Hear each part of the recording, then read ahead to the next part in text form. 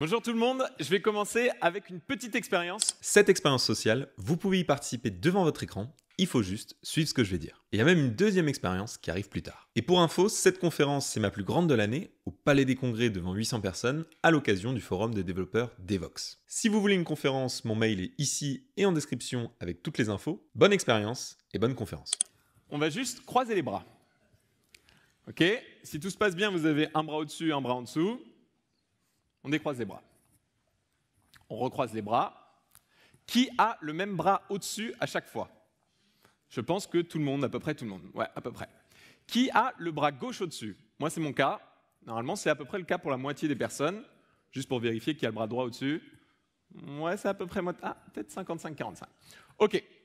Dernière expérience. On va croiser les bras, mais en changeant le bras qui est au-dessus. Alors là, il y en a qui dansent la Macarena, je vois. Ok, alors il faut essayer de le faire. Ok, finalement, ça marche. Ok, fin de l'expérience. Alors c'est une expérience de Denis Meadows. Vous allez bientôt le connaître, hein, j'espère dans les 25 prochaines minutes. Denis Meadows, grand chercheur en environnement. Qu'est-ce que ça nous dit, cette expérience? Ça nous dit, qu'on a tous des habitudes. Au début, vous avez tous levé la main. On a une façon de croiser les bras, on croise les bras toujours de la même manière. Ça nous dit, que ces habitudes, ce n'est pas forcément les meilleures. Il n'y a pas de meilleure façon de croiser les bras. D'ailleurs, on est à peu près 50-50, bras gauche au-dessus, bras droit au-dessus. Et ça nous dit une dernière chose, c'est que ces habitudes, si on essaye de les changer, au début, c'est inconfortable, on fait des erreurs, mais à la fin, on peut y arriver. Bon, ça, c'est pour un changement d'habitude qui est minime, et on se rend compte déjà de la difficulté. On va regarder aujourd'hui le rapport Meadows, donc un rapport qui remet en doute et en place des changements individuels, des changements d'entreprise, de société. Donc voilà, on va voir si c'est possible, mais en tout cas, on sait que c'est titanesque. C'est parti. Alors, donc la grande question, c'est quel monde en 2100? Donc là, on se dit, oh là, qu'est-ce que c'est que ce truc? Donc, comment on va y arriver? C'est donc quel monde pour le futur? Et pour ça, on va regarder dans le passé. Il n'y a personne qui se pose la question, est-ce que c'est possible, en fait? Est-ce qu'on va dépasser certaines limites? Et il y a quand même un groupe, voilà, un groupe, c'est le Club de Rome, qui est basé en Suisse, on ne sait pas pourquoi.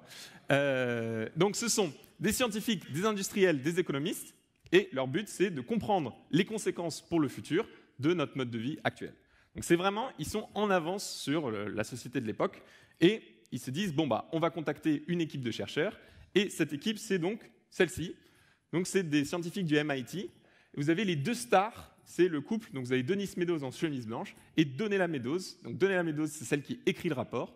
Denis Meadows, c'est le directeur principal. Vous voyez qu'il y en a un qui est quand même un peu plus vieux que les autres. C'est Jay Forrester. Donc, en fait, c'est le codeur du groupe. Et il a inventé, pour modéliser le monde en 2100, un nouveau domaine d'études qui s'appelle la dynamique des systèmes. Donc voilà, bienvenue dans Dynamique des systèmes 101. En fait, pour étudier un système complexe, il y a 3 choses à faire. Première chose, donc, c'est identifier les systèmes majeurs qui régissent, en fait, l'état du monde. Ensuite, il faut identifier les interactions entre ces systèmes. Et la dernière chose, il faut les quantifier. Parce que identifier juste en mettant une flèche de A vers B, bon, c'est déjà pas mal. Mais ensuite, il faut les quantifier avec des équations. OK. Et ça, on voit que ça peut marcher, par exemple, pour des choses plus simples que juste modéliser l'état du monde en 2100. Donc, par exemple, pour le foot, bon, bah, identifier les systèmes majeurs, c'est les 22 joueurs, peut-être l'arbitre qui peut jouer aussi un rôle. Ensuite, identifier les interactions, bon, bah, entre 2 joueurs, on peut avoir une passe, un centre, un but, on peut avoir une simulation, des choses comme ça. Et en numéro 3, quantifier ça, parce que tous les joueurs ne sont pas pareils, il y en a des grands, des petits, des rapides, des forts, des nuls. OK, donc ça c'est pour le foot. Mais pour modéliser l'état du monde en 2100, on se rend compte que ça va être quand même plus compliqué.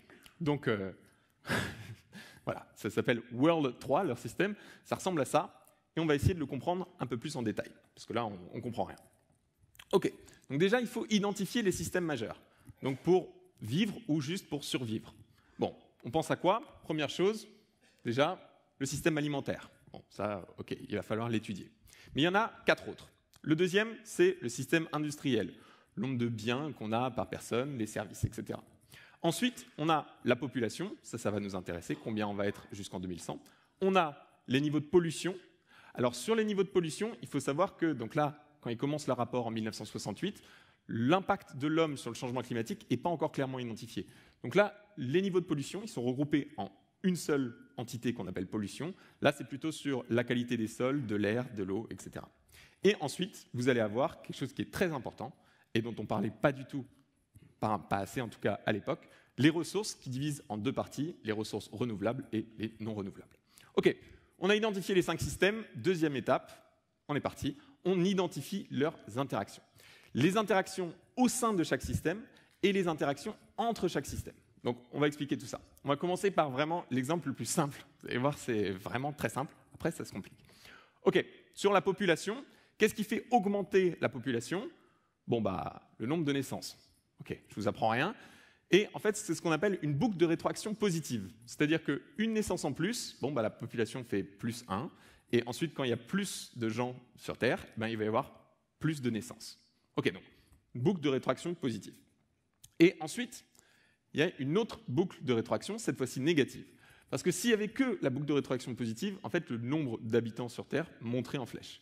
Et donc, il y a aussi le nombre de décès, c'est-à-dire que quand une boucle de rétroaction positive, c'est quand quelque chose augmente, ça fait augmenter l'autre chose, qui ensuite rediminue la première chose.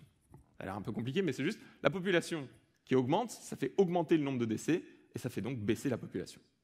Donc là, on se dit, bon, ok, ça ne nous apprend pas grand-chose ici, mais on voit déjà qu'il y a 2 facteurs qui vont être importants. D'un côté, la fertilité, de l'autre, l'espérance de vie. Et là, on commence à comprendre qu'il va y avoir des interactions entre d'autres systèmes. Par exemple, la pollution, ça peut jouer sur ces 2 choses. Et là, on va comprendre plus de choses à partir de là. Donc voilà, ça c'est pour le système population. On peut faire la même chose pour d'autres, mais juste avant de passer à l'autre, je voulais juste vous dire, voilà, je n'ai rien inventé, hein, je n'ai rien simplifié, ça c'était ce que je vous ai montré, ça c'est dans le rapport, c'est exactement la même chose. Hein. Je simplifie un petit peu, mais pas à outrance. Hein.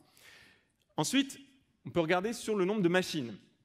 Alors de la même chose, il va y avoir des boucles de rétroaction positives, d'autres qui vont être négatives. Positif, ça ne veut pas dire que c'est bien pour l'humanité, hein, c'est juste que ça va augmenter la chose qu'on étudie. Donc là, le nombre de machines, une boucle de rétroaction positive, plus on a de machines, plus on peut produire. Plus on peut produire, plus on peut faire une partie de ces investissements pour réinvestir dans le nombre de machines. Donc là, ça fait une boucle de rétroaction positive, ça augmente le nombre de machines. Et il y a aussi une boucle de rétroaction négative, parce qu'en fait, plus on a de machines, plus il y en a qui cassent, ce qui diminue le nombre de machines. Ok, donc là on comprend aussi, de la même manière, qu'il va y avoir 2 choses très importantes à étudier, le taux d'investissement et le temps de vie moyen du capital. Donc voilà, ça, je vous ai fait les exemples pour 2, population et machine, mais on voit qu'il y en a 5 en tout. Et en fait, c'est vraiment, là on a regardé les interactions au sein de chaque système, mais il faut regarder les interactions entre les systèmes. Je vais citer le rapport. Donc encore une fois, le rapport, là j'ai rien modifié au rapport, je vous le montre juste pour la preuve. Donc les interactions maintenant entre les systèmes. La population ne peut croître sans nourriture. La production alimentaire, donc la nourriture, c'est augmenté par la croissance du capital. Plus de capital, ça nécessite plus de ressources. Les ressources rejetées deviennent de la pollution. Et la pollution interfère avec la croissance de la population et de la nourriture. En fait, si on zoome et qu'on lit, on retrouve bien les 5 systèmes. Système alimentaire, industriel, population, pollution et ressources. Et on voit bien les interactions au sein de chaque système et des flèches qui sont encore pas colorées, les interactions entre les systèmes. Ok, donc là on les a identifiés, et maintenant il faut quantifier. Quantifier, donc mettre des équations sur chacune de ces flèches. Ça c'est quelque chose de très compliqué. Donc ce qu'ils font, c'est qu'ils vont voir des experts sur chacun de ces domaines pour essayer d'aller au mieux sur leurs équations. Ok, par contre, il y a quelques limites. Il y en a 2 principales, enfin, en fait une qui est la conséquence de l'autre. La première chose, c'est que les ordinateurs de l'époque ressemblaient à peu près à ça. Donc voilà, ce n'étaient pas les plus puissants. Donc quand on a tout ce système mondial et qu'on veut juste appuyer sur Play pour voir jusqu'à 2100 où vont être les ressources, la population, etc., c'est plus compliqué. Donc ils doivent faire des concessions, des compromis. Donc par exemple, au lieu d'avoir des ressources par pays ou par région du monde, en fait, on n'a que des moyennes globales. Donc ça, c'est quand même assez limitant parce que voilà, on sait que des pays ont différentes ressources, différentes populations. Voilà, on fait juste une moyenne mondiale. Et maintenant, on arrive donc à ce qu'on veut tous, savoir leurs résultats. Alors, juste avant de montrer les résultats, je précise que ce n'est pas une prédiction pour 2100, c'est vraiment un modèle. Donc le modèle peut avoir des failles, on a discuté des limites, mais ce qui importe ici, ce n'est pas de savoir combien on sera en 2056, non, c'est pas ça, c'est juste de voir la forme des courbes et les interactions principales qui vont régir le monde jusqu'en 2100. OK, donc leur graphique, il ressemble à ça. On ne comprend pas grand-chose, on va le pimper un tout petit peu. Voilà, on va faire avec des couleurs et on va expliquer un petit peu. OK, donc en rouge, vous avez les ressources, en bleu clair, la production par personne, en orange, nourriture par personne, vert, pollution, bleu foncé, population. OK, qu'est-ce qu'on voit? Donc on a de 1900 jusqu'à 2100. On voit qu'au début, donc de 1900 jusqu'à 1972, ce n'est pas des modélisations, c'est juste ils ont ploté l'état actuel du monde et le passé. Et de 1972 jusqu'en 2100, là, c'est un modèle. OK, qu'est-ce qu'on voit? Qu'au début, tout se passe bien. C'est-à-dire qu'en orange et en bleu clair, vous avez la nourriture et la production par personne qui augmentent. Et ça fait augmenter la population en bleu foncé. OK. Mais ensuite, vous voyez que ça se passe moins bien. Pourquoi? Deux raisons principales. C'est qu'il y a deux sous-produits à ça. C'est que la pollution augmente et qu'il y a le nombre de ressources qui diminue. Et là, en conséquence, un peu plus tard, d'abord on va avoir la nourriture et la production par personne qui diminuent, et un peu plus tard, parce que parfois il y a aussi des effets de seuil, des effets qui ne sont pas tout à fait linéaires, qui sont bien dans les équations, on a la population mondiale qui diminue assez fortement. Donc on a un dépassement des limites, et ensuite une sorte d'effondrement. OK, et ça c'est leur scénario principal, si les politiques mondiales par rapport à 1972 bougent pas trop jusqu'en 2100. Alors ensuite, ils se sont dit, ils ont été complètement dépassés par ce qu'ils venaient de découvrir, parce qu'il faut bien se remettre dans le contexte de l'époque. Et donc ils ont dit, OK, mais ça c'est notre scénario principal, maintenant si on met d'autres hypothèses. Par exemple, il y a une des hypothèses, donc ils ont fait 12 scénarios en tout. Je vais en présenter juste quelques-uns. Si on découvre plus de ressources, ou autrement, si avec la technologie on arrive à avoir une meilleure utilisation de ressources, donc là, peut-être qu'on n'arriverait pas tout de suite à des limites, peut-être qu'on arriverait à stabiliser ces courbes et qu'il n'y ait pas d'effondrement. Donc ça, c'est une hypothèse qui se tient, et on regarde. Alors on pourrait croire que les ressources n'ont pas diminué, mais en fait, elles diminuent peut-être encore plus vite. Pourquoi? Parce que ça permet, comme on a 2 fois plus de ressources, eh bien, d'avoir une production par personne qui monte encore plus en flèche, et donc on consomme ces ressources encore plus vite. La pollution, elle est tellement grande qu'elle dépasse ici du graphique. Et ensuite, on a encore cet effondrement à cause des ressources qui diminuent et de la pollution qui augmente en flèche. Okay? Je rappelle, ça c'est même sans le changement climatique. Donc c'est vraiment... et on voit dans les années à peu près en 2100, la nourriture par personne et le nombre de biens par personne qui est au plus bas. Et la population aussi. Donc, il faut bien voir aussi, ici, ils ne mettent rien en abscisse et rien en ordonnée, pour pas qu'on puisse dire « Ah, ce sera en 2055 qu'il va y avoir l'effondrement, il n'est pas encore arrivé, donc ils avaient tort, etc. » Non, je répète encore une fois, c'est la forme des courbes qui ici est le plus important. C'est un modèle et non pas une prédiction. Alors, on peut encore étudier d'autres hypothèses dans le modèle. Ils se sont dit « Ok, ça nous dépasse, mais est-ce qu'il y a moyen, si on agit dès les années 70, de stabiliser les courbes ?» Donc ils ont essayé. Alors là, ils ont mis des hypothèses très très fortes sur la production par personne. Il faudrait tout changer en fait, sur les transports, l'alimentation, etc. Mais juste pour voir, est-ce qu'on arrive à stabiliser les courbes? Donc ils ont tenté de faire ça. Alors dans leur conclusion, ils disent « Oui, on a réussi à stabiliser les courbes. » Alors, je ne sais pas si je suis fou, mais moi j'en vois une quand même qui n'est pas encore très stable. Mais jusqu'à 2100, oui, c'est assez stable. On voit quand même que les ressources diminuent un petit peu, mais bon, c'est remis encore à plus tard, on va dire. Mais donc, ça semblerait possible, mais avec des changements drastiques dès les années 70. Et après, ils ont fait une autre hypothèse, c'est la dernière que je vais présenter ici. Et si on agit 30 ans plus tard, avec exactement les mêmes changements au niveau mondial, mais juste reportés de 30 ans. Parce qu'on ne va pas réussir à convaincre tout le monde dès les années 70 si on agit en 2000. Et bien, qu'est-ce qu'on voit? C'est que là, ça ne stabilise plus du tout. C'est encore les mêmes interactions, hein. Je le refais très vite, mais la production et la nourriture qui augmentent, ce qui fait diminuer les ressources. La pollution, cette fois-ci, elle n'est pas montée en flèche. Et donc, on voit que cette fois-ci, la population est à peu près stabilisée, mais on voit qu'il y a quand même une diminution sur la nourriture et le nombre de biens par personne. Donc, il faut bien voir que ce n'est pas 0 ou 1, ce n'est pas effondrement ou pas d'effondrement, on a réussi à stabiliser. C'est-à-dire que chaque effort qui va être fait va quand même contribuer à un petit peu stabiliser les courbes. Mais en tout cas, Ce n'est pas du tout les mêmes résultats si on change en 2000 par rapport à 30 ans avant. Et donc, je vous mets ici leurs conclusions.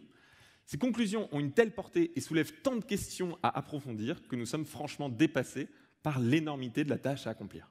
Donc, vraiment, ce qu'on entend depuis quelques années sur, généralement, le climat, mais aussi sur les ressources, etc., il faut bien voir que eux, c'est un petit peu aussi grâce à eux qui sont les précurseurs de tout ça. Donc, ils n'ont pas du tout la même vision du monde. Oui, c'est eux qui ont commencé à avoir cette vision du monde qu'on a, nous, aujourd'hui. OK. Alors, bien sûr, il y a eu des critiques. Hein. Je vous donne ma critique favorite. Il y a eu cette critique de Matthew Simmons, qui est acteur majeur de l'industrie pétrolière. Alors, qu'est-ce qu'il a dit? La crainte de pénurie à l'approche de la fin du XXe siècle est devenue une mauvaise plaisanterie. Au lieu de pénurie, les 2 dernières décennies du XXe siècle ont été marquées par la surabondance. Bon, et à l'époque, il avait raison. Hein. 30 ans plus tard, rétrospectivement, le Club de Rome s'est avéré avoir raison. Nous avons simplement gaspillé 30 années importantes en ignorant ce travail. Et en plus, ces 30 années, elles sont très importantes, comme on l'a vu. Alors, j'aimerais juste parler d'un autre rapport qui est sorti. C'est la fusion donc de Limits to Growth, le rapport Meadows, avec le rapport sur les limites planétaires. OK ? Oui, je vois que certaines personnes ont la référence. Donc, cette fusion-là, on pourrait avoir des espoirs. C'est-à-dire que des espoirs qu'il y ait d'autres rapports qui soient beaucoup plus fins, beaucoup mieux modélisés, parce que maintenant les ordinateurs sont beaucoup plus puissants, et qu'on a beaucoup plus aussi d'informations sur le climat, la biodiversité et d'autres limites planétaires. Donc on pourrait avoir des espoirs. Il faut savoir aussi que le rapport Meadows, il a été réactualisé 20 ans plus tard, 30 ans plus tard, 40 ans plus tard, et celui-là c'est pour les 50 ans. Earth for All, la Terre pour tous. Alors, si on compare entre Meadows et Earth for All, donc Earth for All, c'est 2022. On avait une moyenne mondiale, maintenant on a un découpage en 10 régions du monde. On n'avait pas le changement climatique, maintenant on a toutes les limites planétaires qui sont prises en compte. Et avant, on avait un indicateur principal qui était le PIB. Et dans ce nouveau rapport, il y a un nouvel indicateur qui agrège PIB, bonheur et plusieurs autres choses pour essayer d'avoir quelque chose qui correspond plus à ce qu'on pourrait essayer d'obtenir, ce qu'on veut en fait pour le futur, plutôt que juste avoir de la croissance. Mais en fait, il est beaucoup, beaucoup moins nuancé. Si on regarde le rapport Meadows, à la fin, donc, il y avait écrit « Nous sommes franchement dépassés par l'énormité de la tâche à accomplir ». Si on regarde l'introduction du nouveau rapport, nous espérons que ce livre sera un guide de survie du XXIe siècle. Et après, si on regarde leur couverture, il y a écrit « Guide de survie » en majuscule dès la première page de couve. Donc déjà, on voit que ça ne va pas. C'est-à-dire qu'ils essayent de faire le maximum de buzz. Donc c'est peut-être un rapport qui est symptomatique de la société actuelle. Mais donc, on voit que ça ne va pas. Il y a quelque chose d'autre où on voit que ça ne va pas. C'est que dans Meadows, donc, on a dit que c'était bien nuancé, c'était très précis avec 12 scénarios, des hypothèses, etc. Là, dans le nouveau rapport, il n'y en a que 2. Alors, je ne vais pas les étudier ici, mais je vous fais le résumé. Hein. En gros, il y a le paradis et l'enfer, et donc voilà, on espère être le guide de survie. Donc voilà, c'est dommage parce que les intentions étaient vraiment bonnes. On a beaucoup plus de moyens. Donc on avait le modèle World 3, maintenant il y avait le modèle World 4. On s'est dit, oulala, on va apprendre beaucoup d'autres choses. En fait, c'est toujours le rapport Meadows qui est le plus précis, le plus rigoureux. C'est pour ça que j'ai voulu le présenter principalement. Et pour terminer, après je vais faire juste une dernière expérience avec vous quand même, mais juste avant, on va conclure avec les mots des chercheurs du rapport Meadows. Nous espérons que ce rapport servira à intéresser d'autres personnes dans de nombreux domaines d'études et dans de nombreux pays du monde, à élever l'horizon spatial et temporel de leurs préoccupations et se joindre à nous pour comprendre et préparer une période de grande transition. Voilà, j'espère que vous allez vous joindre à tout ce mouvement et que vous l'êtes déjà, je pense. Et je vais terminer juste par une expérience. Juste avant, je fais bien sûr ma pub pour la chaîne YouTube. Voilà, si vous voulez des vidéos comme ce que j'ai présenté en conférence sur les limites planétaires, les rapports du GIEC, etc. Ça s'appelle Chez Anatole. Et je suis aussi conférencier, donc vous pouvez m'envoyer un mail si vous préférez. Je vais terminer par une expérience encore du fameux Dennis Meadows, et c'est très simple, il faut encore ne rien avoir dans les mains. Alors si vous connaissez l'expérience, ne la faites pas, ok? Ça va être très simple, je vais dire 1, 2, 3, clap, Et quand je dis clap, je veux que tout le monde clappe. Okay, et le but du jeu, c'est que tout le monde clappe exactement en même temps. Okay, comme ça, s'il y a quelqu'un qui est en dehors de la salle, il entend un bruit, et il se dit « Qu'est-ce qui se passe ? Je vais venir voir la conférence. » Bon, elle sera terminée, mais il y en a d'autres pendant toute la journée. Ok, donc c'est très simple. Je vais dire 1, 2, 3, clap. Et quand je dis clap, tout le monde clappe. Vous êtes prêts ? 1, 2, 3, clap. Alors, qu'est-ce qui s'est passé ? C'était pourtant très clair. Très, très clair. Je l'ai répété plein de fois. Ce qui s'est passé, c'est que j'ai dit quelque chose qui allait se passer dans le futur, et puis j'ai fait autre chose. Et donc on voit que les paroles, c'est bien beau, mais le plus important, c'est l'action. Aujourd'hui, on a beaucoup parlé. Maintenant, c'est le moment de passer à l'action. Merci beaucoup.